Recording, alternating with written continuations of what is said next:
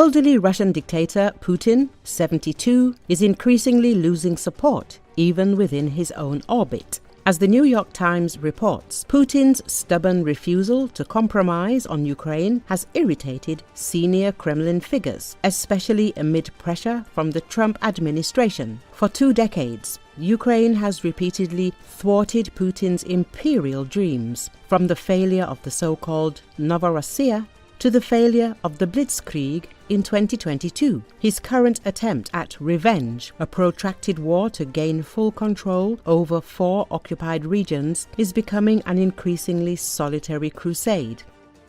Even within the walls of the Kremlin, questions are increasingly being asked. Is it time to stop?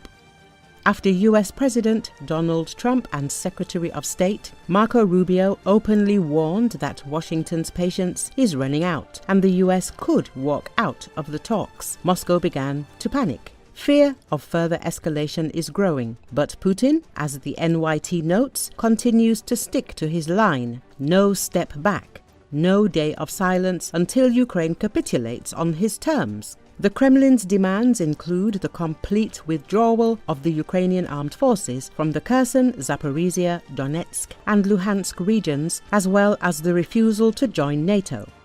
These conditions essentially duplicate the ultimatum that Putin voiced back in the summer of 2024. Since then, not a single step forward. According to the American newspaper, some people connected to the Kremlin elite admit they are shocked by how intransigent Putin is even now. One source said the dictator's behavior after the ceasefire proposal was more stubborn than expected.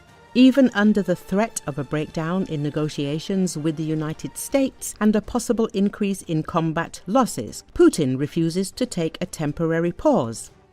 Meanwhile, Ukraine, which formally agreed to a ceasefire, continues to receive hundreds of strikes on its territory, shells, drones and missiles. The Russian army violates its own ceasefire announcement, and the Ukrainian military responds in accordance with the actual combat situation.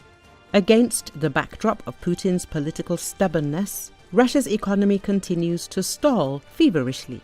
Inflation, caused by years of military spending and sanctions, is eating away at the incomes of ordinary citizens. Bank rates have reached 21%, effectively strangling lending, business and consumption. In 3 years of full-scale war, the Kremlin has already burned more than 2/3 of the liquid assets of the National Welfare Fund, about 7 trillion rubles. The budget is cracking. While social programs are being cut and Russians are uniting under the weight of constantly rising prices, shortages of imported goods and the collapse of the ruble. More and more people are realizing that the price of Putin's war is not only blood on the front lines, but also devastation in their own wallets. The publication emphasizes, despite the imitation of peaceful intentions, the Kremlin is not ready for any agreement unless it includes total recognition of all Russian demands. But time is not on Putin's side. His inexorable stubbornness is beginning to cause more and more irritation within its own vertical of power. Russians, even in the highest offices, are beginning to ask themselves, is it worth shedding blood and destroying the country for the sake of the ambitions of one stubborn old man who is again haunted by Ukraine's victories?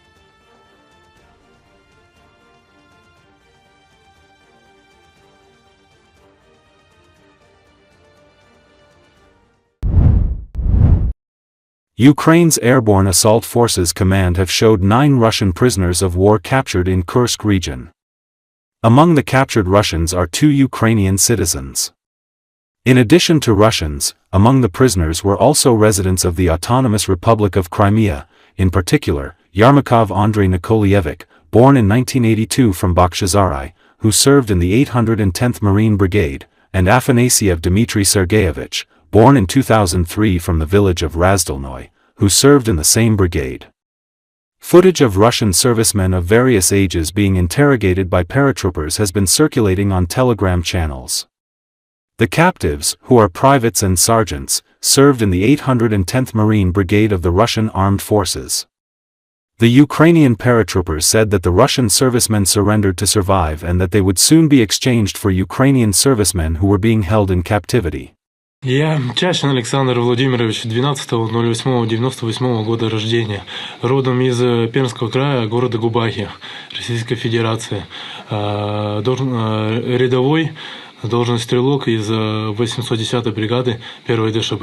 Я Маркелов Александр Алексеевич, 12.10.1987 года рождения, Астраханская область, Камызяцкий район, село Никольское, штурмовик рядовой, 810-я бригада, морская пехота. Я Милых Сергей Михайлович, 22.04.91 года рождения, город Воронеж, рожден, Российская Федерация, младший сержант-стрелок, 352-й полк, 4-й бат, 13-я рота, 3-й взвод. Я Долгодворов Дмитрий Васильевич, 1964 года, 8 марта. Родился в городе Мурманске. Рядовой, 30-й полк, мотострелковой дивизии. Я Ермаков Андрей Николаевич, 27 марта 1982 года рождения. Родился в Крыму, город Бахчисарай. 810-я бригада, 3-я рота, рядовой, номер расчета. Я Варичев Денис Михайлович, 8 февраля 1983 года рождения. Рядовой, 352-й полк, оздоровительный. Родился Тамбовская область, город Моршанск. Я Апанасенко Дмитрий Сергеевич, родился 17.07.2003 года рождения в Республике Крым, поселок городского типа Раздольная, должность командира отделения 3-й ДШБ, 810-я отдельная гвардейская бригада морской пехоты. Я Радзевич Станислав Викторович, родился 21.10.2002 года рождения, родился в городе Нальчик, Кабардино-Балкарская республика. 40-я бригада, отдельная гвардейская пехота. Я Гусев Антон Сергеевич, 24.08.1984 года рождения. Родом в город Нижний Новгород, с 810-й бригады, рядовой стрілок. Чергове поповнення обмінного фонду. Ці 9 військовослужбовців Російської Федерації здалися Збройним силам України на Курському напрямку. Таким чином, замість смерті на полі бою вони обрали життя. Закликаємо інших військовослужбовців Російської Федерації. Здавайтеся в полон, зберігайте своє життя. Слава Україні! Героям слава! A MiG-29 fighter jet of the Ukrainian Air Force struck a hangar where the Russian army was storing ammunition.